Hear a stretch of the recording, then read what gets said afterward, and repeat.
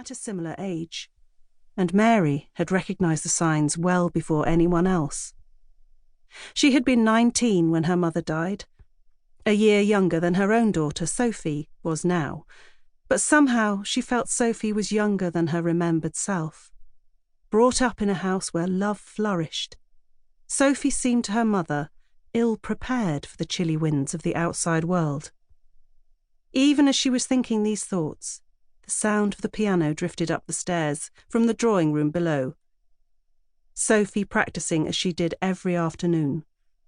For, as she pointed out, "I can't begin to take on more pupils, Mamma, if I'm a stumbling pianist myself." Listening to her now, Mary was well aware that Sophie was anything but a stumbling pianist. She played with a fluidity and expression that she, Mary, had never achieved, despite the encouragement and the long hours of practice demanded on her by her own mother. Sophie had surpassed her several years ago, and was well able to instruct the 2 little girls to whom she gave lessons twice a week. Sophie's intention was to take on more pupils to help supplement their slender income. "I'm sure if I asked Emma and Harriet's mothers, they would recommend me," she had enthused. "I shall build a list of pupils and start a music school." Her mother had smiled fondly at these ambitious plans. Dear Sophie, Mary thought now, as she listened to the melodies wafting through the house. So keen to help, to make life easier. But it would be no good. Since John had been killed, run over by a hansom in one of London's famous pea soup fogs, they had been living off the small capital inherited from his mother, all that he had left behind. It was meagre enough, but as a younger son, he was entitled to little of his father's modest estate. He might have inherited more, but he had died before his father, and his share of the inheritance had returned to his brother, Harold.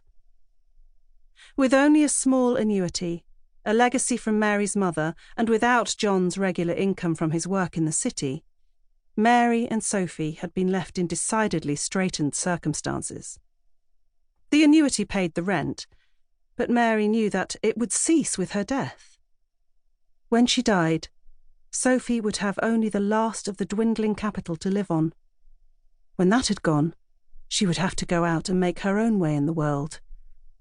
Unless I eat humble pie and ask the family to look after her, Mary thought. That, she knew, was the situation in a nutshell, and it led her back to her decision.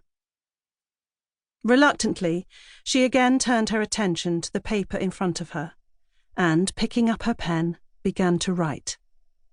She had delayed writing this letter for too long, and now that she faced imminent death, she knew it had to be written before it was too late. She hadn't been in contact with those at Trescadinnick for over 19 years, not since Sophie was born. She had written to her father then to tell him he had a granddaughter, but there had been no reply, not even an acknowledgement that her letter had been received.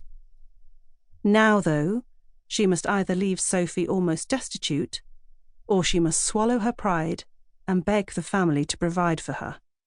Was her father even alive still, she wondered? He'd be an old man now. She knew her brother Joss had been killed in an accident, but what about her sisters? Surely they'd still be there. Louisa running Trescadinnick, Mattie married to George Treslin. Surely they would see Sophie looked after. However, it was to her estranged father that she knew she must address herself. Slowly, Mary wrote, "Dear Papa." More than once she tore the page across and started again before she was satisfied with the result. She had told him she was dying, explained the position in which this would leave Sophie, and asked for his help. At last, the letter was finished, and having read it through once more, she slipped it into an envelope and sealed it. Would it be ignored like her last letter, when Sophie was born? Well, if it were, Sophie need never know it had even been sent. She put it in a pigeonhole in the desk and closed the lid.